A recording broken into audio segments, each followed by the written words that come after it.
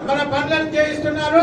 మొన్నకు మొన్న మాకు senior citizens కు 72,50,000 రూపాయల మనకు బిల్డింగ్ శాంక్షన్ చేయించారు. అది తొందరగా కూడా కంప్లీట్ చేస్తామని చెప్పి వారు హామీ ఇచ్చారు. మొన్న నర్సన్న ఒక 20 కుర్చీలు కూడా మొన్న ఈ యొక్క సీనియర్ సిటిజన్స్ కు వాళ్ళు ఇచ్చారు.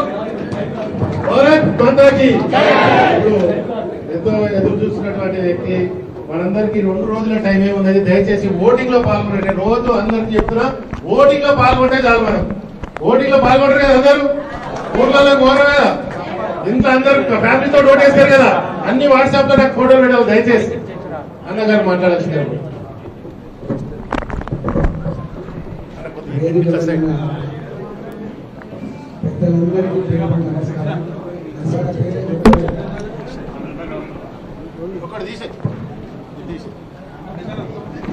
వినపడుతుంది చాలా మంచిగా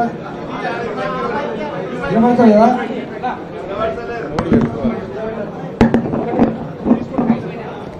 రెండే మాటలు చెప్పిపోతా, సౌండ్ పెంచి ఎలా చేయాలంతా.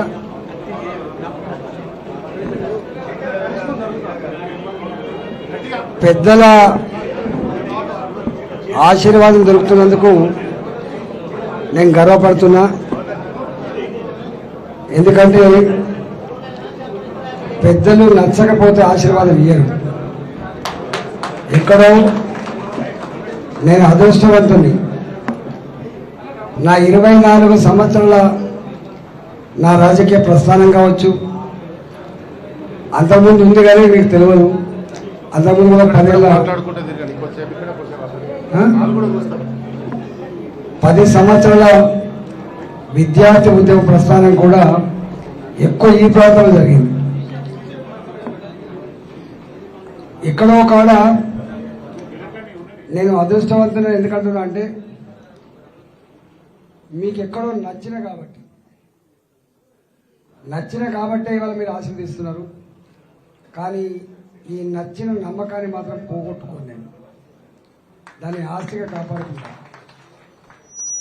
ఎవరు మీ ఎంపీ అంటే ఎమ్మో అంటే కాకుండా, ఓ రియల్ ఎస్టేట్ వ్యాపారిలాగా కాకుండా, ఓ పైరవికారులాగా కాకుండా, మావాడు ఒక స్టేట్స్మెన్ లాగా ఉంటాడు. మావాడు మంచి చట్టాలు చేసే దాంట్లో తన తెలివితేటలు ఉపయోగిస్తాడు అని మీరు గర్వపడే పద్ధతిలో నా పని విధానం ఉంటుందని చెప్పి మీకు హామీ ఇస్తున్నాను. రెండవది, నాకు 2 బాధ్యతలు చూసింది మీరు. అయితే కొట్లాడుతా, ఒకవేళ అధికారం వస్తే ఇంత ప్రజలకి మేలు చేసే ప్రయత్నం చేస్తా. ఈ 2 విద్యలు తప్ప నాకు ఇంకో విద్య రాదు. ఎందుకంటే 14 ఏళ్ళు అనేక ముఖ్యమంత్రులతో ఎన్ని అవమానాలకు గురైనప్పటికి కూడా, ఎన్ని రకాల ప్రలోభాలకు గురి చేసినప్పటికి కూడా, ఎంతెంత నష్టం చేసే ప్రయత్నం చేసినప్పటికి కూడా రాజీ పడకుండా 2014 వరకు కొట్లాడినాం. ఇవాళ మంత్రిగా ఉన్నాక కూడా ఇవాళ ఏదో వేరే మాటలు మాట్లాడుతుంది ఇవాళ ముఖ్యమంత్రి గారు. కానీ మంత్రులుగా ఉండగా కూడా రాజీ పడకుండా సమస్యల విషయంలో కొట్లాడుతున్న సంఘాలకు, కొట్లాడుతున్న ప్రజలకు మద్దతు ఇచ్చిన వాళ్ళం మేము ఎక్కడ పదవుల కోసం పెదవులు మూసేవాళ్ళం కాదు. ఆర్టీసీ కార్మికులు సమ్మె చేసినాడు, బాధ్యత మద్దతు ఇచ్చినాం మంత్రిగా ఉండగా కూడా. మున్సిపాలిటీ కార్మికులు సమ్మె చేసినాడు, పేదవాళ్ళు వాళ్ళ మీద బ్రహ్మాస్త్రం వేయకని చెప్పి అప్పుడు కూడా మేము మద్దతు ఇచ్చిన చరిత్ర ఉండదు. మేము 8 సంవత్సరాలు మంత్రులుగా ఉన్నప్పటికి కూడా ఆనాడు కూడా మేము అంతో ఇంతో ఏదైనా న్యాయమైన సమస్య మీద వాళ్ళు ఉద్యమం చేసినప్పుడు వాళ్ళకే మద్దతు ఇచ్చిన తప్ప మేము మంత్రులం, ముఖ్యమంత్రి గారు కన్నెర్రీ చేస్తారు, మాకు ఉంటుందో ఉండదో మంత్రి పదవి దాంట్లో లేవు. కాబట్టి డెఫినెట్గా ఇవాళ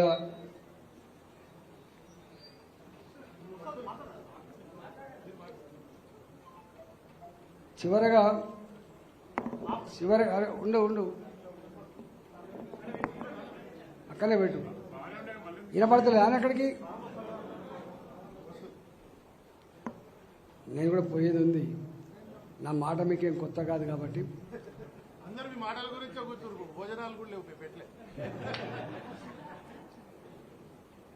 నా మీద ఆనాటి ముఖ్యమంత్రికి పగబట్టినట్టు ఒక అర్థం ఉంది. కానీ ఇవాటి ముఖ్యమంత్రి పగపట్టకూడదు. నా మీద అన్ని ప్రయోగాలు చేస్తున్నాడు. నేను పొత్తుల సతి, నేను అందరి వాడిని తప్ప కొందరి వాడిని కాదు. నాకు కులం, నాకు మతం, నేను అంత సంకుచితంగా ఆలోచించేవాడిని కాదు.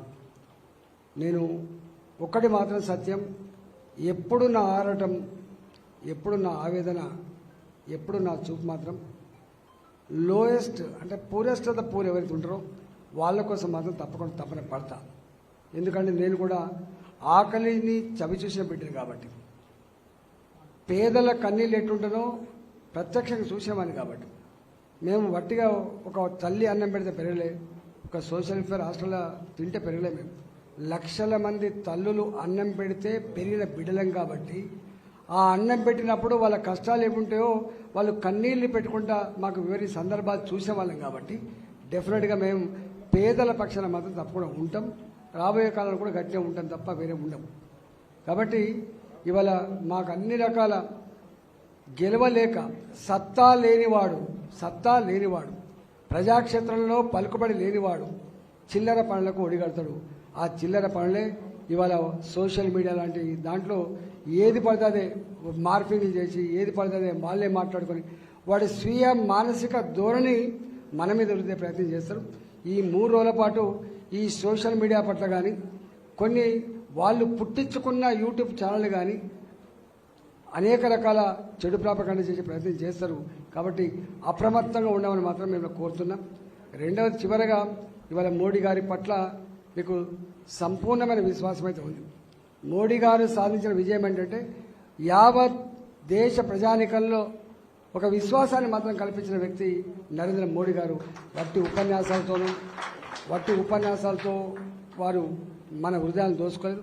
పనిచేసి అది కళ్ళ ముందు అది ఆవిష్కరించబడి దాని ఫలితాలు ప్రజలు అందుకుంటున్నారు. కాబట్టి మోడీ గారికి ఇవాళ అన్ని వర్గాల ప్రజలు ఇలా అండగా ఉన్నారు. రేపు కేంద్రంలో 100కు 100% దేశం ప్రశాంతంగా ఉండాలంటే, దేశంలో టెర్రరిస్టు దాడులు లేకుండా ఉండాలంటే, దేశంలో అమాయకుల ప్రాణాలు పోకుండా ఉండాలంటే, దేశంలో ఇలా నేషనల్ హైవేస్ నిర్మాణం కావాలంటే, దేశంలో ఇలా మోడ్రన్ అనేక రకాల ఇండస్ట్రీస్ రావాలంటే, అన్నిటికీ మిక్కిలి ఇవాళ ప్రపంచ చిత్రపటం మీద దేశ ఔన్నత్యం, దేశ గౌరవం గొప్పగా ఎదగాలంటే మోడీ గారే ప్రధానమంత్రి కావాలని చెప్పి ప్రజలు భావిస్తాను. మీకు తెలుసు, అసలు అనేక రంగాల్లో దేశం సాధించిన విజయాల గురించి చెప్తే ఉడవదు. ప్రపంచమంతా ఆర్థిక మాంద్యాల్లో కూరుకుపోతే అమెరికా, జపాన్ లాంటి దేశం కూడా తిరోగమనం ఉంటే ఇవాళ ప్రోగ్రెసివ్ రిపోర్ట్లో ఇవాళ 11వ ఆర్థిక వ్యవస్థ ఉన్న భారత్ 5వ ఆర్థిక వ్యవస్థగా ఎదగడమే ఇవాళ మోడీ గారు సాధించిన విజయం. ఇవాళ రెండవది, ఒకనాడు లీడర్ అంటే, పొలిటికల్ లీడర్ అంటే అమెరికా వైపు చూపించేది, రష్యా వైపు చూపించేది, లేకపోతే బ్రిటన్ వైపు చూపించేది. కానీ ఇవాళ లీడర్ అంటే మోడీ గారి వైపు చూపించే పరిస్థితి వచ్చింది. ప్రపంచంలో స్ట్రాంగ్ పొలిటికల్ లీడర్ అంటే మోడీ గారు వైపు చూసే పరిస్థితి వచ్చింది. అంటే భారత్ ఒకనాడు ఏదో అమెరికా ప్రాపకం ఉంటే, రష్యా ప్రాపకం ఉంటే, లేదా వరల్డ్ బ్యాంక్ భిక్ష పెడితే ఎదిగినటువంటి దేశం ఇవాళ వరల్డ్ బ్యాంక్ ప్రస్తావన లేదు, ఏషియన్ డెవలప్మెంట్ బ్యాంక్ ప్రస్తావన లేదు, ఇలా అమెరికా ప్రస్తావన లేదు, రష్యా ప్రస్తావన కూడా లేదు. మన చిన్న ఒక ఎగ్జాంపుల్ చెప్తాను నేను. మొన్న పాలస్తీనా వర్సెస్ ఇజ్రాయెల్ యుద్ధం మొదలైంది. యుద్ధం మొదలైతే ఇరాన్ మీద ఆంక్షలు పెట్టింది అమెరికా. కానీ మన దేశం ఆంక్షలు ఉన్నప్పటికీ కూడా మాకు మాత్రం ఆ దేశం నుంచి డీజిల్ తీసుకుంటాం, పెట్రోల్ తీసుకుంటాం, మీ ఆంక్షలు మేము పాటించాలి, నా దేశ ప్రయోజనమే ప్రథమం తప్ప నీవు ప్రధానం కాదని చెప్పి కుండబద్దలు కొట్టని చెప్పింది. అంటే ఇక్కడ రాజీ పడతలేదు. ఇట్లా అనేక విషయాల్లో ఉంది. కాబట్టి దయచేసి చెప్తే గంట చెప్పిన ఉండదు, కానీ వాళ్ళు అక్కడ లొల్లి పెడుతుండ్రు. అంతా షుగర్ పేషెంట్ ఉన్నారట, 3 మీటింగ్లు ఉన్నాయి, లంచ్ లోపలనే 3 మీటింగ్లు ఉన్నాయి. కాబట్టి తింటే ఉండాలని ఒక బాధ, పెట్టమంటే వద్దు అని చెప్పి వాళ్ళు అంటారు. కాబట్టి నేను మళ్ళీ ఎన్నికలు అయిపోయిన తర్వాత మీ ఆశ, ఇప్పుడు అందరు చెప్తుండ్రు అడ్వాన్స్ కాంగ్రెస్ మీరు తప్పకుండా గెలిపించే మూడ్లోకి వచ్చింది. కాబట్టి ఇది అడుక్కుంటే దొరికేది కాదు. ఇలా ఎంపీ పదవి అడుక్కుంటే దొరికేది కాదు, లేకపోతే కొనుక్కుంటే దొరికేది సరుకు కాదు. మీ ఆత్మను ఆవిష్కరించి ఓటు వేస్తే వచ్చేదే ఈ ఎంపీ పదవి. అందుకని దేవుడు కూడా ఇయ్యడిది, దేవుడు కూడా ఇయ్యాడు, ఇది ఇచ్చేది ప్రజలు కాబట్టి. ఇంతకుముందు సంగ్రామ్ మహారాజ్ అని ఇద్దరు చాలా పెద్దవాళ్ళు, వాళ్ళు వచ్చి వాళ్ళు ఏం చెప్పబోతున్నారంటే, నువ్వు గెలిచినావు బిడ్డ, నీకు ఆశ్రయించి పోదాం వచ్చిందని చెప్పి తప్పకుండా మీరు గెలిపించిన తర్వాత పురుషతగా ఇదే మా నరసంతో వచ్చి బ్రహ్మాండంగా నా మాట కొత్తనా, మీకు నా చేత కొత్తనా, కాబట్టి తప్పకుండా వస్తా, ఆనాడు తృప్తిగా మీతో ఉండిపోతా అని చెప్పి మీకు వాగ్దానం చేస్తూ క్షమించమని చెప్పి కోరుతూ ఈ 3 రోజుల పాటు ఎక్కడ తీరిక లేకుండా ప్రతి ఓటర్ని ఓటు కేంద్రం దగ్గరికి వచ్చినట్టుగా, ఎందుకంటే పెద్ద మనుషులు రారు, మీకు ఈసారి నచ్చింది కాబట్టి. ఇంతకుముందు ఎందుకులే అనుకునేవాళ్ళు, ఎవడు కొట్టెత్తి ఏమవుతుంది, ఏ రాయితే నొసలు పలకొట్టుకోవాలనే పద్ధతి ఉండే, కానీ ఈసారి మాత్రం ఇష్టంగా గవర్నమెంట్ రావాలని కోరుకుంటున్నారు, ఇష్టంగా ఒక నాయకుని దీవించాలని చెప్పి అనుకుంటున్నారు. కాబట్టి దయచేసి సీనియర్ సిటిజన్ పెద్దలుగా ఓల్డ్ ఈజ్ గోల్డ్ అంటే నేను పెద్ద మనుషులు ఇది అన్ప్రొడక్టివ్ అని అంటారు, నా దృష్టిలో ప్రొడక్టివ్ అని నేను అంటాను. ఇవాళ ఒక్క మాట చెప్పితే చివరగా రిటైర్డ్ ఉద్యోగులు సమాజానికి అసెట్ అని, రిటైర్డ్ ఉద్యోగులు అని ఏమంటారంటే వీళ్ళు దేనికి పనికిరాను, వీళ్ళంతా ముసలు అయిపోయినా అంటారు.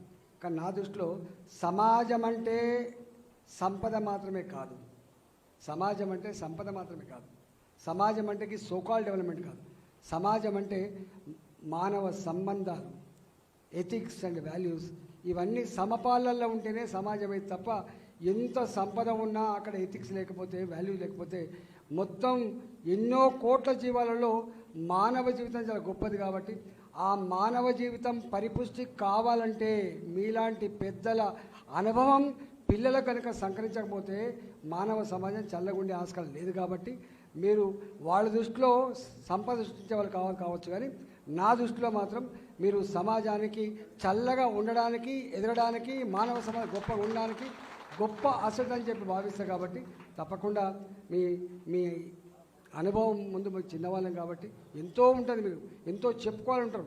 ఇలా ఆ పిల్లలు మీ మాటలు వినడానికి సిద్ధంగా లేరు. ఆ పిల్లలు వారికి సెల్ ఫోన్ దొరికితే సరిపోవాలి. అలాగే ఇలా అమ్మ మాటలు వింటాడు ఆ పిల్లగాడు, నాన్న మాటలు వింటాడు, తాతయ్య మాట, అమ్మమ్మ మాట అనే ప్రసక్తి లేదు. కాబట్టి అయినా మీరు ఇవాళ రేపటి ఎన్నికల్లో అందరూ గొప్ప స్ఫూర్తితో పనిచేసి నిండు మనసుతో ఆశీర్వదించి గెలిపించాలని చెప్పి కోరుకుంటూ సెలవు తీసుకున్నా. భారత్ మాతాకి. దాకా నడిపిస్తా, మీరు అట్లనే కూర్చోండి, ఆడదాకా నడుస్తాడు. కరుణాకర్ గారు, ముదిరాజ్ మీరు